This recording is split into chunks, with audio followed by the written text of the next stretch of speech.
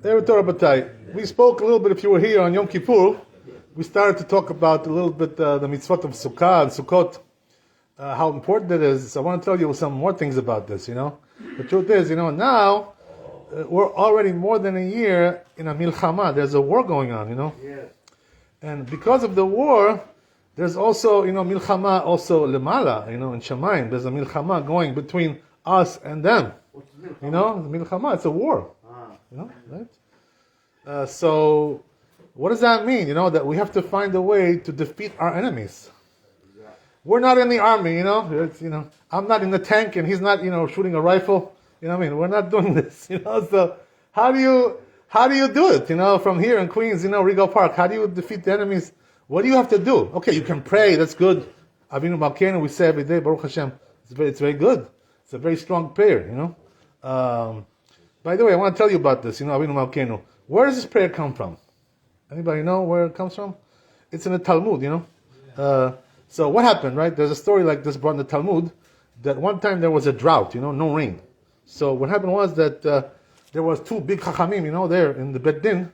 One was Rabbi Eliezer, Rabbi Eliezer Agadol. Right? He was big chacham. He was the biggest chacham in that generation. And also there was Rabbi Akiva. Now Rabbi Akiva was younger than him. He was his talmid. Really, right? But he was also on the Beit Din there. So what happened was that Rabbi Eliezer said some prayers, to bring down the rain. Mashiach Baruch Morid Geshem, right? We're not saying it yet. Don't be so quick, right? Wait. We're still doing Morid Atal until right Shmini Atzeret, right? Right. So wait, don't rush, but don't ask for rain now. We're not supposed to ask for rain. So anyway, right, what we're saying is like this, they didn't have any rain, so he made some prayers, and HaKadosh Baruch Hu didn't answer him. Nothing, zero, silent, like, Dumya, right? Nothing. So all of a sudden, they say Rabbi Akiva got up, and he stood up, and he said this prayer, Avinu Malkeinu, Chatanu Befanecha, Rachem Aleinu, all these things, right? He said Avinu Malkeinu, and the rain came, this is what happened, So it's a very powerful prayer. You see that HaKadosh Baruch Hu answers this prayer. This is what it's about, This is where we learn this prayer. And we have also, some things that, the Chazal, right, they arranged everything nicely, very beautiful. Okay, that's great, So it's a strong prayer. We say this, to win the war. So prayer is also very important, for sure. No question about it. But there's also another thing, what we can do now for Sukkot. Why? Because in Sukkot, there's a milchama. There's also a war going on. You know what I'm talking about? They say, right, that there's a masoret like this, when we read the Torah on Sukkot, what do we read about the Haftarah? We read about Milchemet Gog uMagog. Right? We read about this, Why do we read about Gog uMagog on Sukkot? Because the Chazal, they say the Gog uMagog is going to be on Sukkot. That's why, That's why this war is going to be on Sukkot. So that's the reason why we read Gog uMagog. So they say, that Sukkah, it also signifies protection, from the enemies. Why? Because the schach, is protection. It's a shechina there. The schach of the Sukkah, So when a person goes inside the Sukkah, he is protected by the shechina. Nothing better than this, you understand? So it's a symbol of protection. And they say that this is our answer to Gog uMagog. Why? Because Gog uMagog, right, they say, listen, we're the most powerful people, we're the most powerful nation. Nobody has an army like we do. Nobody has soldiers like we do. We have the most, we have the biggest, we have everything, the biggest. But we tell them like this, listen, we don't have all this, but we have, right? We have the Sukkah, we have the Schach, that's it's going to defend us from all your, all your weapons and all your mass destruction and all your missiles and everything that you have. We're protected because we're in the Schach, we're in the Sukkah, we're in the Shekhinah.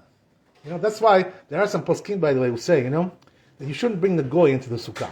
It's not really asur to bring a goy into the Sukkah. It's not asur, but they don't recommend, to bring the why, because you're bringing him under the Shekhinah. What business does he have over there? It's supposed to be for us.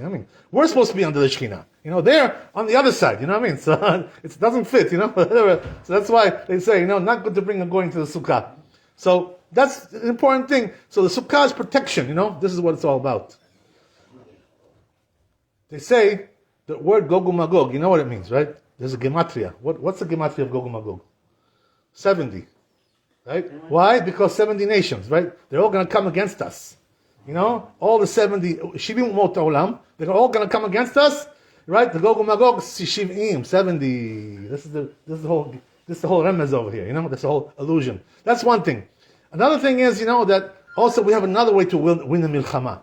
You know what they say, right? In the Zohar Kadosh, the Chazal, they say that when you wave the lulav, the Arba Minim, you pick it up and you go like this and up, down, west, east, south, north, blah, blah, blah, blah, blah, blah, blah. What you're doing is you're waging a war against the Tumah, right? Against our enemies. The Kitrug. This is the way to make the war. It's milchama you're making against the enemies. So what you do is, what happens like this, says the Gemara also, that when you wave the lulav, what happens is that all the enemies are defeated. We defeat all the enemies because of the schut of the lulav. So can you imagine? So here also, you don't have any tanks over here. No rifles, no RPGs, no this. You don't have but we have the lulav. This is the best milchama you can make, against the enemies, So make sure, if you don't have a lulav yet, go buy one, go to Main Street, right? Go somewhere, buy a lulav. What are you waiting for? You're going to wait till the last minute? What are you going to do? You're going to borrow somebody's lulav, in a synagogue, can you lend me your lulav? Lend me, I didn't buy. Why didn't you buy? What happened? What happened to you? Where were you? You didn't buy lulav for yourself? You have to borrow from your neighbor? What kind of thing is that? Okay, I understand if a person doesn't have money, he's poor. Okay, that's one thing. But how much does it cost? $50, $100. You can't afford it. What happened? You buying all these expensive things? This you can't afford? Why we cannot share it? Because if you love the mitzvah, you should have one yourself. Don't depend on somebody. It's like I'll tell you a little example. Like let's say tefillin. Okay, I won't buy tefillin. I'll borrow my friend's tefillin. Why do you borrow tefillin? Well, you don't have your own tefillin. What, you have to borrow your friend's tefillin? It's a disgrace. What kind of person are you? If you really love the mitzvah, you should have your own. That's the thing, right? You understand what I'm saying? Also, there's a rule like this, on the first day of Sukkot. I think it's the best thing to, more important to say bracha. Yeah. Whatever it is. Not supposed to everybody buy it. Everybody should buy it, of course, but of course, it's true that the minhag is like this, that the shul is going to buy, one lulav for the community, So whoever doesn't have, they'll put it, on the table, and whoever doesn't have can use it. That's good, Baruch Hashem. But if you really love the mitzvah, you should have one yourself. Why are you relying on other people? My friend. What, your friend? But get one your friend. Go and buy one yourself. You buy all the other things, that you love, all these things. You spend thousands of dollars. For this, you can't spend $50, $100. What is it? Nothing. It's a joke, but it's such a great mitzvah to have a lulav. So this is the way we fight against our enemies, We fight with the sukkah, with the protection of the sukkah, and also with the lulav. We wave the lulav, and we defeat all the enemies. That's the way it is, So you want to do it every day. You want to do the lulav, wave the lulav properly, If you don't know how to do it, learn. Watch people how they do it, Watch. Like this, like that. Up, down, back, ba, ba, ba, ba, ba. Every direction, and this way you defeat all your enemies. This is the power of the lulav. It's a very strong thing, So we can also make the milchama over here, That's what I'm trying to tell you, right? So make sure you do all the mitzvot, because that's what it's all about. Sukkot. To be in the sukkah and to do the lulav. That's what Hashem gave us this holiday for. Not just to say, oh yeah, my friend will do it, My friend has a sukkah. What about you? You don't have one? Why? You should build one. If you have a place to build it, build it. If you don't have a place, okay, right, come to the shul, We have a nice sukkah over here, Baruch Hashem. Very nice sukkah, very beautiful. Nice sukkah, So that's good, Baruch Hashem, whatever. Yeah. You buy it for $20 or you buy it for $1,000, make a difference? You have to know, there's halachot about this, what to look for, I'll tell you just, we don't have a lot of time, but I'm going to tell you just shortly, maybe next time we'll talk about that. But, shortly, right, what do you have to look for? Lulav should be nice and straight, straight, nice lulav, looks nice, looks normal, not like bent over, like some old man, like this, you don't want a lulav like that, right? Nice and straight, nice looking lulav. It should be also not too small, don't buy like for baby, baby lulav, this big, it should be like this, nice big for adult, for a normal person, not a baby one, baby lulav. Don't buy baby lulav. Buy a nice normal one. That's one thing, right? Also, the hadas, right? We have to have How many do we have hadas? We have 3 of them, right? So, you buy them in a pack. So the thing is that it should have a hechsher, that some rabbis check this, before they sell it. And what happens is, right, that it has to be that it's surrounded with leaves. Every layer has 3 leaves around. So if it lost too many leaves, that's already no good.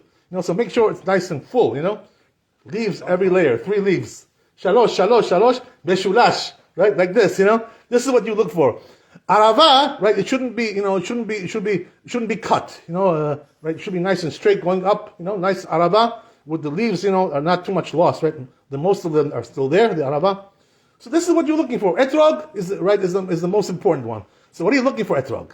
First of all, buy kosher one, with hashgacha. The box should have hashgacha, Don't buy just something, like from the street, with no hashgacha. Why? Because it may be that this is a murkav. What's a murkav? That means it's half lemon, half etrog, It's grafted. You understand? Murkav. So you don't want to buy something like that because it's not kosher. If it's half limon, half etrog, pasul. So that's why you got to make sure there's a hechsher, in the box. Some rabbi, whatever, some beddin. There's a hechsher there, This way, you're buying something kasher.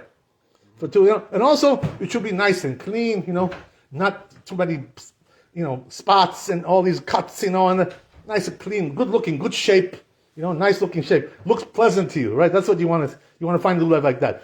B'ezrat Hashem. So we'll talk about it, B'ezrat Hashem, if we have time, more. ברוך ה' לעולם אמן. רבי חנניה בן שומר, רצה הקדוש ברוך הוא לזכות ישראל, לפיכך חיבר להם תורה ומצוות שנאמר אדוני חפץ, למען צדקו יגדיל תורה וידיר.